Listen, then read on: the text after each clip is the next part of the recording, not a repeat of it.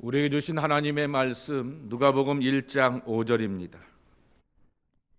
유대 왕 헤롯 때에 아비야 반열에 제사장 한 사람이 있었으니 이름은 사가리아요 그의 아내는 아론의 자손이니 이름은 엘리사벳이라. 이 두 사람이 하나님 앞에 의인이니 주의 모든 계명과 규례대로 흠이 없이 행하더라. 엘리사벳이 잉태를 못함으로 그들에게 자식이 없고 두 사람의 나이가 많더라. 마침 사가리아가 그 반열의 차례대로 하나님 앞에서 제사장의 직무를 행할세 제사장의 전례를 따라 제비를 뽑아 주의 성전에 들어가 분향하고 모든 백성은 그 분향하는 시간에 밖에서 기도하더니 주의 사자가 그에게 나타나 향단 우편에 선지라. 사가리아가 보고 놀라며 무서워하니 천사가 그에게 이르되 사가리아여 무서워하지 말라. 너의 간구함이 들린지라. 내 아내 엘리사벳이 네게 아들을 낳아주리니 그 이름을 요한이라 하라. 오늘도 주님 앞에 나와 예비하는 여러분 모두를 축복합니다. 하나님께서 평강에 평강을 더해 주시는 귀한 은총으로 함께하길 축복합니다. 제 서재에는 그리고 또 컴퓨터 안에는 기도와 관련 책이 근 30권 정도 있게 되는 것입니다.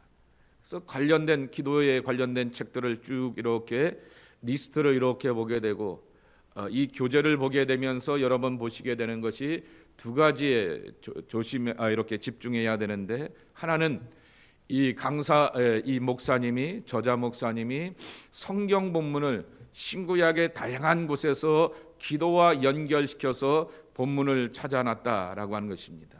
어제 같은 경우에는 창세기 24장에는 긴 말씀입니다.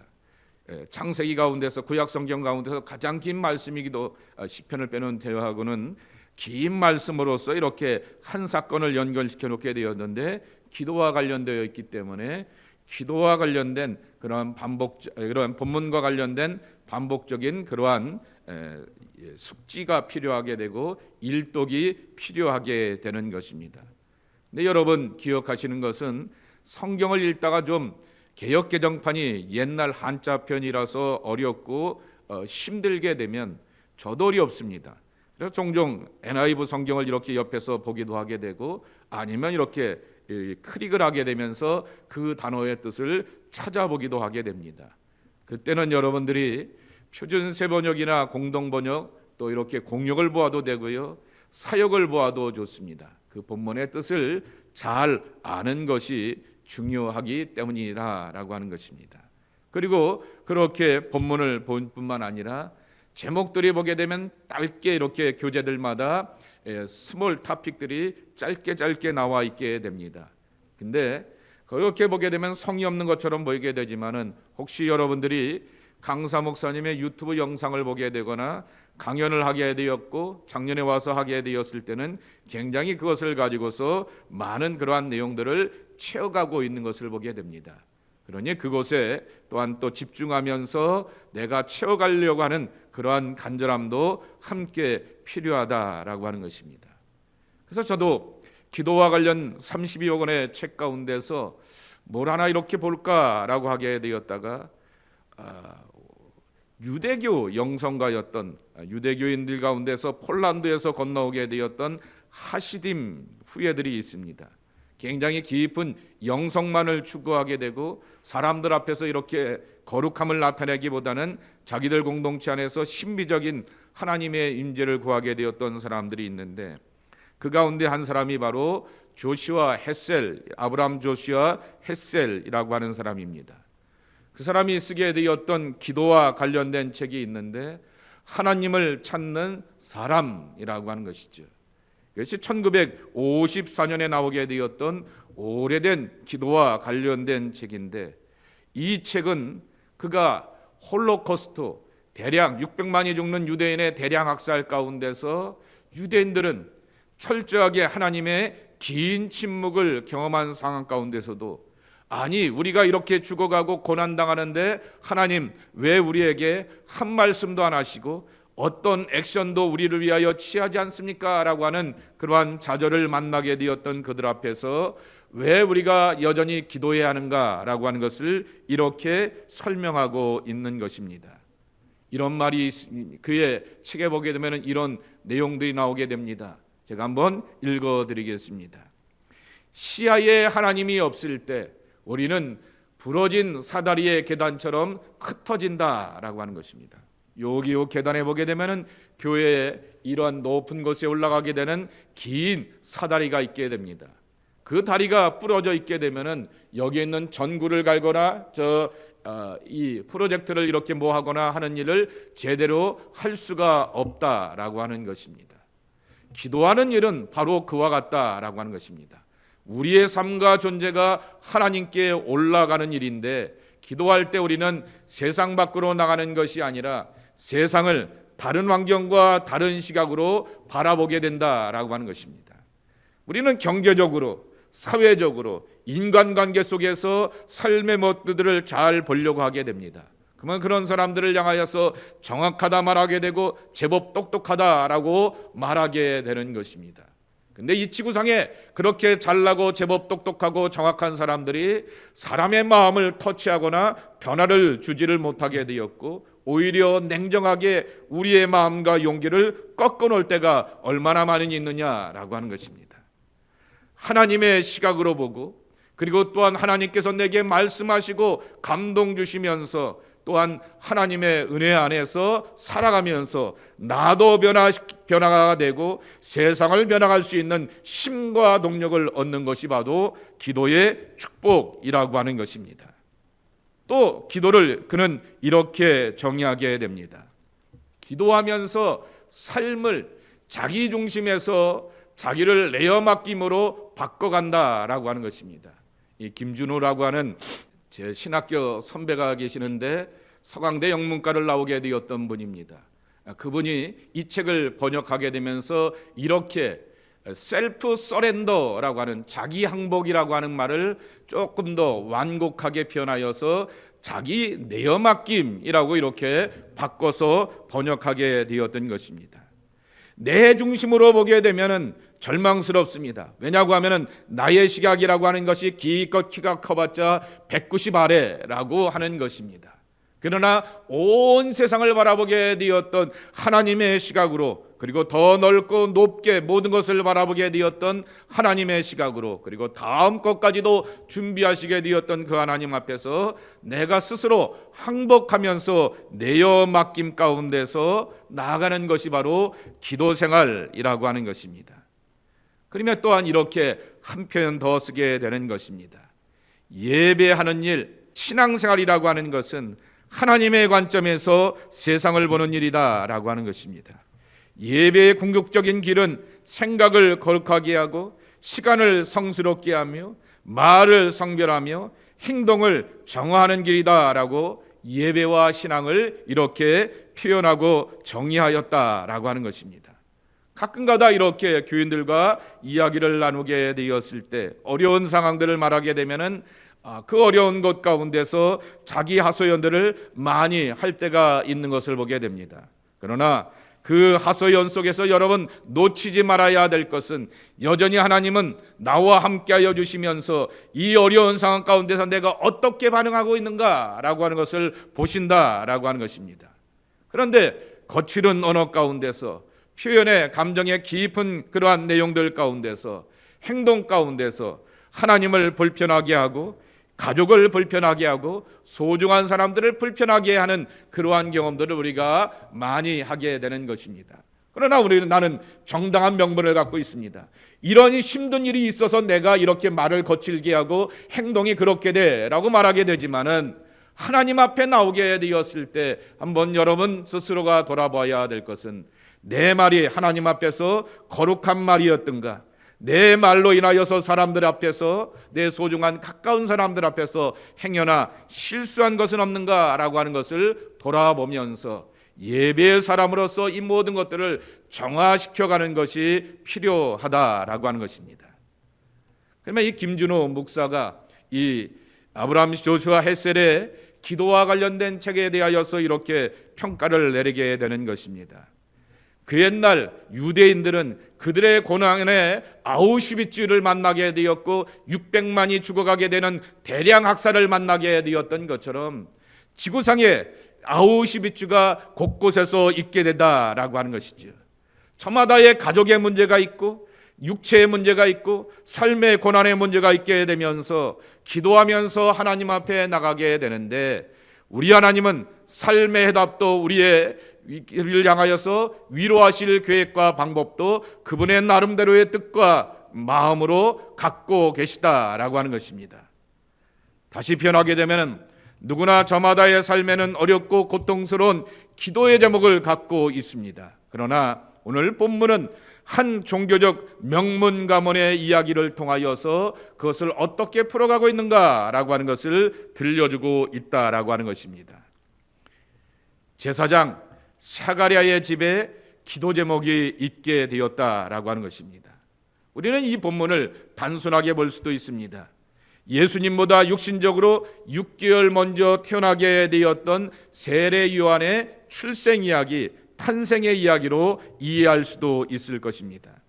세례 요한의 아버지 사가랴는 제사장이었고 그의 어머니 엘리사벳은 아론의 자손이라 말하게 됩니다. 자, 아론의 자손이면 어느 지파예요?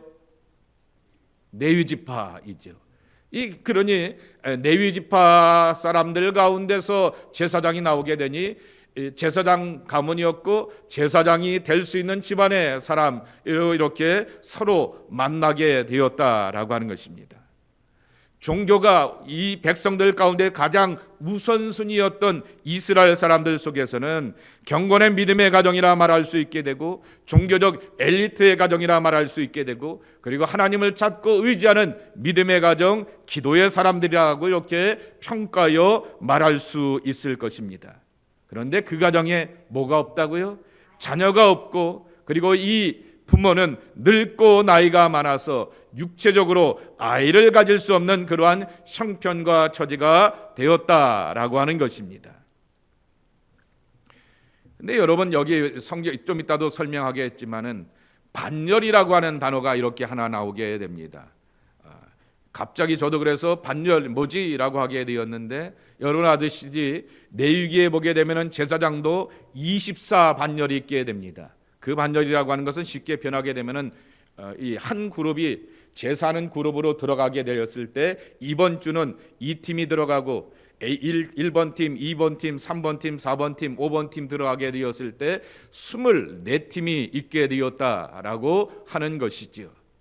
그런데 이제 이스라엘 백성들이 바벨론에서 포로로 끝나고 돌아오게 되었을 때 4반열밖에 남지 않게 되었습니다. 나머지 사람들은 다 흐지부지 흩어지게 되었고 죽게 되었고 포로로 끌려가게 되면서 여러 형편 가운데서 그들의 종교적인 열정도 잃어버리게 되었고 가문의 또한 비전도 잃어버리게 되어서 4반열밖에 남지 않게 되었는데, 나중에 또 사도행전을 보시게 되면은 제사장들 가운데서 누구는 제사장이 되어서 이렇게 제사에 참여하게 되었지만은 누구는 제사에 참여할 수 있는 그러한 기회조차도 없게 되는, 부정이 저질러지게 되는 그러한 일이 있기도 되었다라고 하는 것입니다.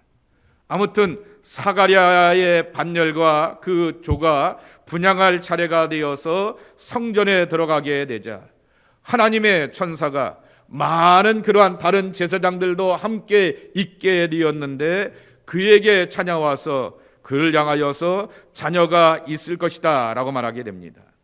그런데 사가랴는 자신의 나이가 너무 많아서 우리 부부에게 이러한 자식이 있을 것이다 라고 하는 것은 힘들다라고 생각하게 되었던 것입니다. 기도 응답은 늘 사람의 생각을 초월하여서 이루어지게 되는 것이지요. 하나님의 천사는 하나님의 뜻을 말하게 되면서 소중한 아이를 허락하시고 메시아를 소개하고 준비하는 하나님의 계획에 자신의 뜻과 입장에 대해 대변하는 사가랴를 한동안 벙어리가 되게 하셨다. 여기 22절에 보게 되면은 이 아이가 출생할 때까지 이 사가랴는 벙어리가 되게 하셨다라고 하는 얘기는 하나님 앞에 우리가 어떻게 서야 하는지를 분명하게 가르쳐주고 있는 것입니다.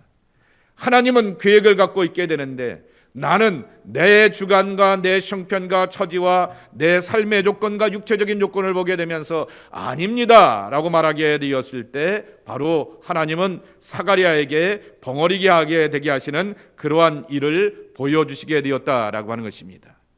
교제에 있듯이 기도 응답의 가능성은 사람에게 있는 것이 아니라 하나님께 있다라고 하는 것입니다. 그래서 첫 번째 교훈입니다. 함께 읽어보겠습니다. 시작. 인간적인 조건을 초월합니다. 아멘. 우리 누가복음 1장 6절과 7절 말씀을 다시 한번 읽어보겠습니다. 이 두 사람이 하나님 앞에 의인이니 주의 모든 계명과 규례대로 흠이 없이 행하더라. 엘리사벳이 잉태를 못함으로 그들에게 자식이 없고 두 사람의 나이가 많더라. 여러분들이 주변에서 목회자를 지켜보았을 때도 목회자에 대하여서 여러 판단이 있게 되는 것처럼 제사장으로서 여러 사람들이 있게 되지만은 그 제사장들 가운데서 이 가정은 정말 계명대로 규례대로 살게 되면서 흠이 없는 가정이다라고 이렇게 소개하게 됩니다. 흠이 없는데도 불구하고 그 가정 가운데 자녀가 없었다. 이것이 바로 인간의 형편과 처지라고 하는 것입니다. 사가랴와 엘리사벳은 의인이었고 계명과 규례를 하자 없이 철저하게 지켜가게 되었던 신실한 사람들이 있습니다. 그런데 그들의 육체는 나이가 많아서 아이를 가질 수 없는 그러한 형편이 되었다라고 하는 것입니다. 기도의 능력은 인간적인 조건과 환경을 초월하여서 역사한다라고 반복하여 강조하고 있습니다. 제가 지난 지방회 때 장로님들을 향하여서 이렇게 안수받는 장로님들을 향하여서 무엇을 낳을 것인가 라고 하는 마태복음 1장 5절을 가지고서 설교하게 되었습니다. 그때 제가 나타라고 하는 말의 뜻을 설명하게 되었습니다. 시라버로 겟나오라고 하는 것의 뜻인데 아무개의 아버지가 된다, 부모가 된다라는 뜻을 감독하게 되지만은 아무개의 출신이 된다라고 하는 그러한 뜻으로서 새로운 존재가 된다라고 하는 그러한 뜻을 담고 있게 되는 것입니다. 그러니까 물리적으로만 내가 누구 아버지가 누구고 어머니가 누구라서 누구 아버지와 어머니의 휘약 가운데서 태어났다라고 하는 그러한 물리적인 뜻으로서만 나타의 뜻이 아니다라고 하는 것입니다. 새로운 존재가 되어서 새로운 출신과 삶의 존재의 기반을 갖는다라고 하는 것입니다. 그것의 대표적인 이야기가 요한복음 1장 12절의 말씀인 것입니다. 함께 읽어보겠습니다. 요한복음 1장 12절입니다. 하는 자 곧 그의 이름을 믿는 자들에게는 하나님의 자녀가 되는 권세를 주셨으니 이는 혈통으로나 육정으로나 사람의 뜻으로 나지 아니하고 오직 하나님께로서부터 난 자들이니라 그랬습니다. 사람의 뜻으로 태어나지 아니하고 하나님으로 인하여서 난 사람들이라고 하는 것입니다. 우리는 예수 그리스도를 영접하면서 하나님 안에서 새로운 시작과 출발을 갖게 됩니다. 고향이 어디야? 집안이 누구야? 아버지가 누구야? 어머니가 누구야? 집안의 명망과 그러한 큰 능력을 따져보게 되는 것이 아니라 내 출신 어디서부터 오냐라고 하게 되면은 하나님으로부터 온다라고 하는 것입니다. 그러니 우리는 현실의 문제 앞에 현실감을 가지고서 냉철하게 모든 것을 잘 보고 판단하며 분석할 줄 아는 지혜도 있어야 하겠지만은 내 삶의 미래와 앞길은 하나님으로부터 새 출발하였다라고 하는 담대한 고백을 가지고서 나가야 하는 것입니다. 두 번째, 하나님께서 우리를 위해서 일하신다라고 하는 것입니다. 누가복음 1장 8절 9절 다시 한번 읽어보겠습니다. 시작. 마침 사가리아가 그 반열의 차례대로 하나님 앞에서 제사장의 직무를 행할세 제사장의 전례를 따라 제비를 뽑아 주의 성전에 들어가 분향하고. 사가랴는 제사장이었다라고 이제 교재에 소개하고 있습니다. 예루살렘 성전에서 분향하면서 성전을 이렇게 하고 백성들이 와서 제사 드릴 때 그것을 돕는 역할을 하게 되는 것입니다. 근데 성전에 들어가서 분향하게 되는 것은 제비를 뽑아서 되는 일이라고 하는 것입니다. 당시 제사장이 2만 명이었고 한 반열에 800명 정도가 되었다라고 하는 것이죠. 명절을 맞이하게 되면 어마어마하게 많은 사람들이 이렇게 일이 있기 때문에 그럴 수도 있게 되는 것입니다. 근데 문제는 일생 동안 한 번도 성전 봉사를 못하는 제사장도 많았다라고 하는 것입니다. 사가랴가 성전에 들어가서 분향한 것은 제비를 뽑는 우연처럼 보이게 되었지만은 하나님의 필연 가운데서 이루어지게 되었던 하나님의 하신 일이라고 하는 것입니다. 조금 좀 전에 말씀을 드렸던 것처럼 여러분 사도행전 6장 7절 한번 읽어봤으면 좋겠습니다. 표준 세번역으로 제가 올려놓게 되었는데 함께 읽겠습니다. 이 본문은 예루살렘 교회에 관한 이야기입니다. 처음 교회, 초대교회 예루살렘 교회에 특별히 사도행전 6장의 바로 앞에 보게 되면은 7집사를 세우게 되었고 7집사의 충성과 헌신을 통하여서 사도들은 전심으로 기도하고 말씀만 전하는 일을 하게 되었고 그들이 모든 이러한 행정을 하며 구제하는 일에 섬겨가게 되면서 하나님의 말씀이 점점 퍼져나가게 되었다. 그리고 많은 사람들이 이 예수님을 믿고 제자가 되었다라고 하는 것인데 문제는 그 다음 끝에 보게 되면은 제사장들 가운데도 이 믿음을 받아들이는 사람들이 많았다라고 하는 것입니다. 여러분 유대교 제사장은 유대인들 가운데서 골수입니다. 찐이라고 이렇게 말할 수 있을 것입니다. 가장 보수적이고 가장 경건하고 가장 골수의 이러한 유대인들 제사장들이 왜 기독교로 돌아서게 되었고 예루살렘에 이 막 신흥 종교에 관심을 갖고 예수의 사람들 앞에 나오게 되었을까라고 하는 것입니다. 아까 말씀드리듯이 제비를 뽑아서 이것이 결정되게 되었는데 제비를 갖고 장난하는 세력들이 있게 되었다라고 하는 거죠. 주석에 보게 되면은 왜 그런가 그러게 되었더니 제비를 갖고 제비 뽑기를 장난하게 되어서 누군가는 일평생 제비를 뽑히는 일 가운데 이렇게 제외되는 그러한 절망감과 좌절감을 경험하게 되면서 더 이상 그 안에서 희망이 없다라고 하는 것을 발견하게 되며 예수의 사람들로 모이게 되었던 예루살렘 교회 안에 돌아오게 되었다라고 하는 것입니다. 그런데 오늘 사가랴는 그 반열 가운데 대표자가 다른 사람이 있게 됩니다. 그리고 또한 그 반열 가운데 함께 들어가게 되어서 그 차례 가운데서 자기도 제사를 드리게 되었는데 이 경건하고 신실하게 되었던 사가랴를 향하여서 하나님께서는 그의 기도와 간구를 헤아려 주시고 그의 삶 가운데서 응답하여 주셨다라고 하는 것입니다.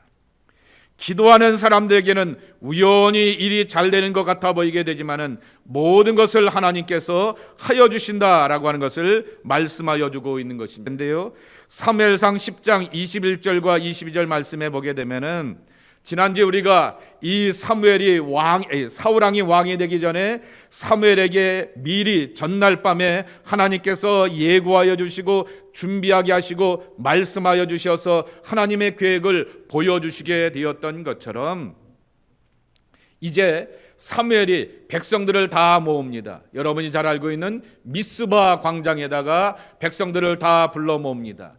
니들이 하도 하소연하게 되니 여러분들을 위하여서 왕을 하나 택하려고 하게 되는데 각 지파별로 모입시오 라고 하게 되면서 지파별로 모이게 됩니다. 제비를 뽑게 됩니다. 그랬더니 어느 지파가 뽑혔어요? 베냐민 지파라고 대답해 주세요.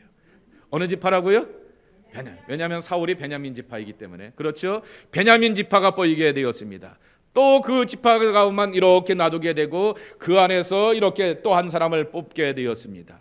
그리고 그 사울의 아버지의 자식들이 다 뽑히게 되었고 그 집안에 있는 사내들은 나 앞으로 나오라라고 말하게 되면서 제비를 뽑게 되었습니다. 그랬더니 제비 뽑기 가운데서 사울이 있게 되었던 것입니다.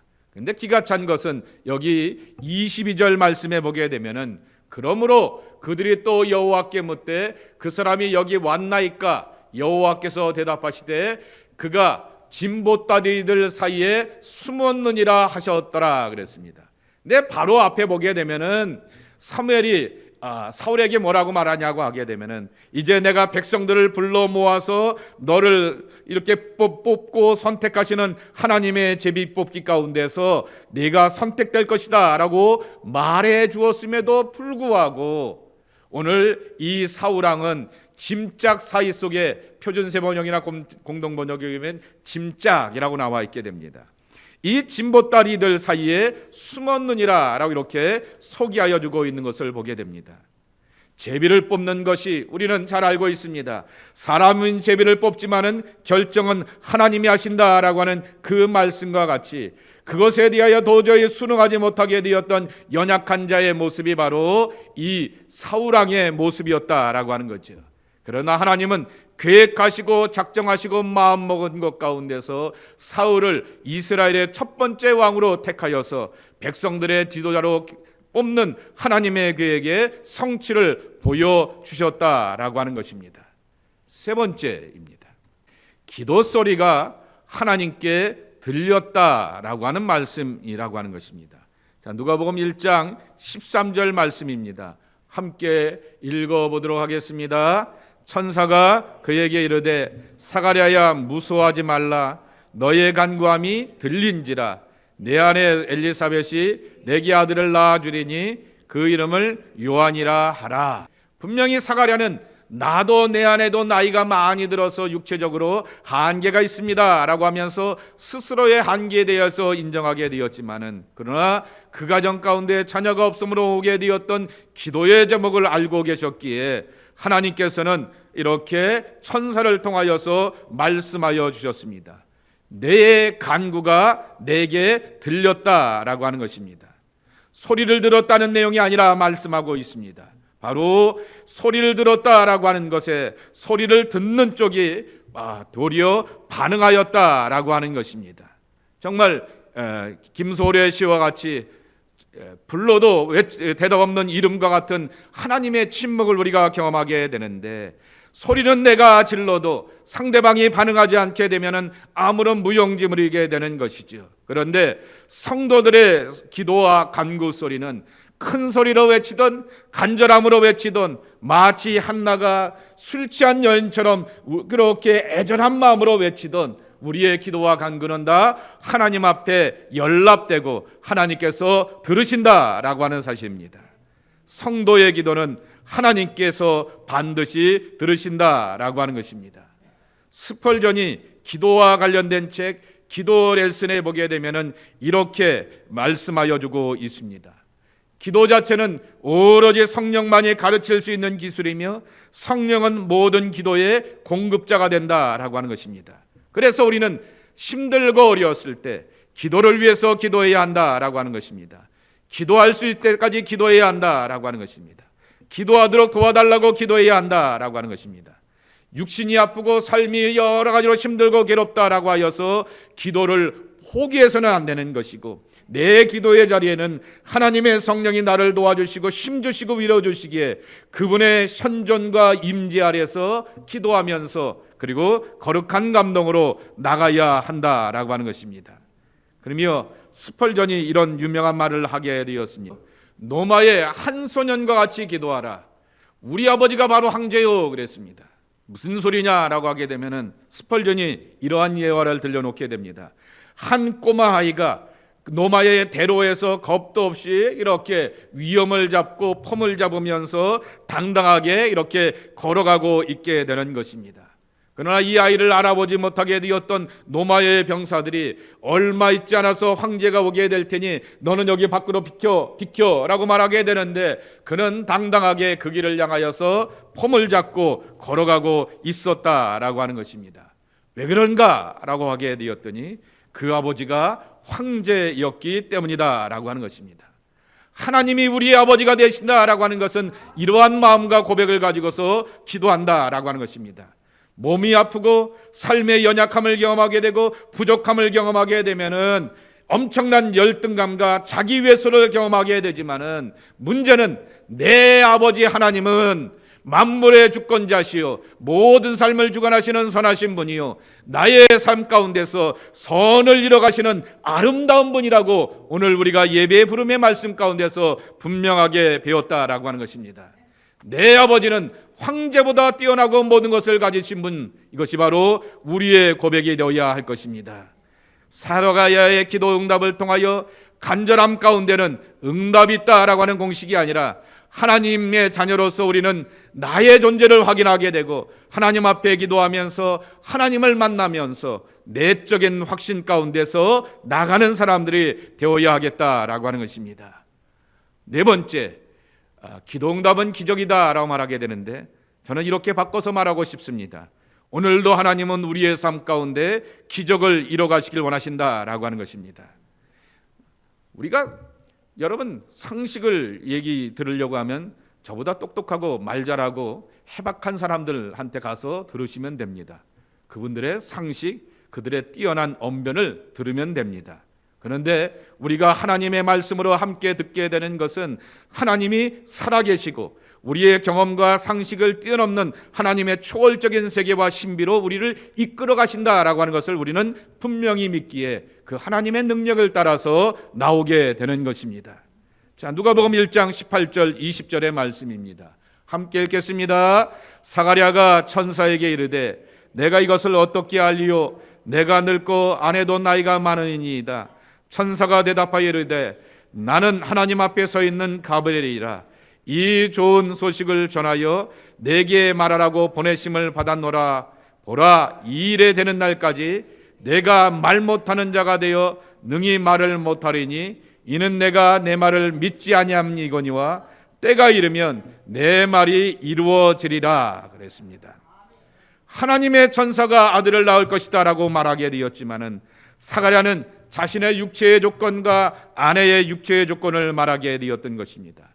우리의 힘으로는 불가능합니다 라고 말하게 되었던 것입니다. 천사가 이 일이 될 때까지 말 못하는 자가 될 것이다 라고 말하게 되는 것입니다. 기도의 능력이라고 하는 것은 사람이 믿기 어려울 정도의 하나님의 큰 능력이고 기적이라고 하는 것입니다. 기도는 오직 하나님의 능력으로 역사한다라고 하는 것입니다.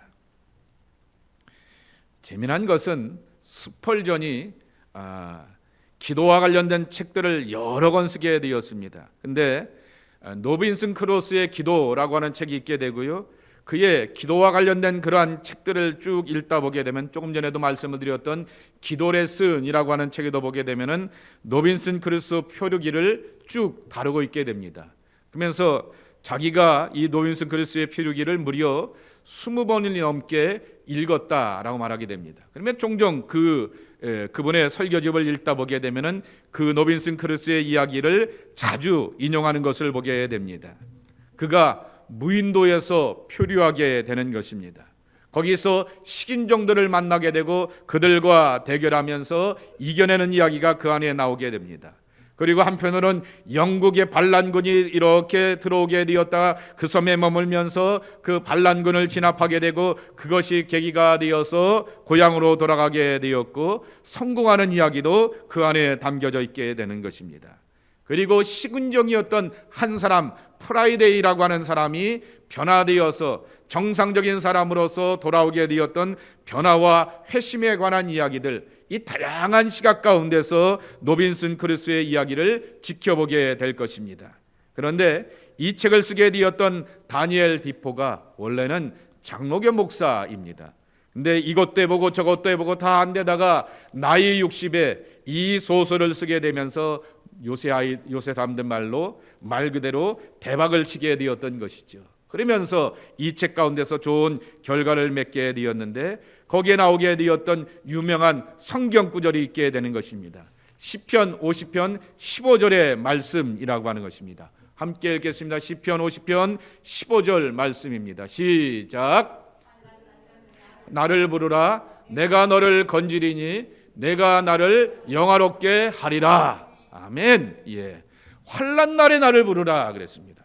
그렇습니다. 모든 사람들은 저마다의 삶 가운데서 고립되고 고독한 삶 가운데서 삶의 대적들과 공격하는 사람들과 예기치 않는 반갑지 않은 손님들을 만나면서 살아가며 풀어가야 되는 것입니다. 가까운 사람, 이 프라이데이를 그렇게가 만나게 되면서 식인종이 사람을 고기로 잡아먹게 되는 그러한 삶의 관습과 문화를 깨우치게 하며 변화시켜가게 되며 성숙시켜가게 되는 것은 우리가 자녀를 키워가는 모습이 되는 것이고, 그들이 믿음의 자녀가 되기 위하여서 지극하게 반복적으로 이렇게 신앙의 훈련을 시키는 모습과 똑같은 모습이라 말할 수 있을 것입니다. 그런데 중요한 사실은 환난 날에 나를 부르라 라고 하는 것입니다. 내가 너를 건지리니 내가 나를 영화롭게 하리라 라고 하는 것입니다. 하나님을 감히 우리가 영화롭게 할 수 있는 그러한 변화, 바로 그것은 바로 하나님 앞에서 붙들고 의지하는 사람들 가운데서 경험된다라고 하는 것입니다. 저는 오늘 말씀의 결론 13절의 말씀을 읽을 때마다 힘이 되고 위로가 되게 되는 것입니다. 함께 읽어보겠습니다. 천사가 그에게 이르되 사가랴여 무서워하지 말라. 너의 간구함이 들린지라. 내 아내 엘리사벳이 내게 아들을 낳아주리니 그 이름을 요한이라 하리라 그랬습니다. 이것을 읽을 때마다 인간의 모습이 떠오르게 됩니다. 우리는 내일에 대한 염려와 근심으로 두려워하기도 하게 됩니다.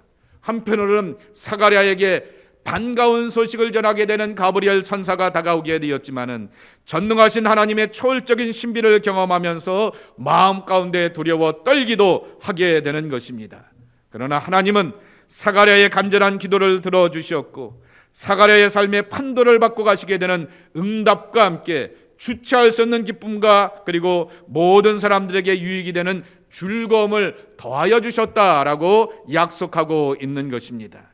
날마다 삶의 모든 문제 앞에서 간절하게 그리고 혹은 겸손히 하나님의 은혜를 구하는 성도들에게 우리의 계획과 판단을 뛰어넘는 하나님의 선하심이 함께한다라고 하는 것을 우리에게 들려주고 있는 것입니다. 이 복을 경험하는 하나님의 사람들이 저와 여러분의 모습이 되기를 예수님의 이름으로 간절히 축복합니다. 하나님 아버지 감사합니다. 오늘도 주님 앞에 나와 기도하며 우리의 삶을 뛰어넘는 하나님의 준비하신 가운데 내가 있기를 원합니다. 아버지 하나님, 우리가 상식대로 믿고 상식대로 살아가는 것이 아니라 우리의 삶의 경험을 뛰어넘는 하나님의 위대하심과 전지전능하심을 경험하면서 살아가는 하나님의 사람들이 우리 모두가 되기를 소망합니다. 주님, 이 은혜와 복을 누려가는 하나님의 사람들이 저희들 모두가 되게 하여 주옵소서. 예수님의 이름으로 축복하며 기도함나이다. 아멘.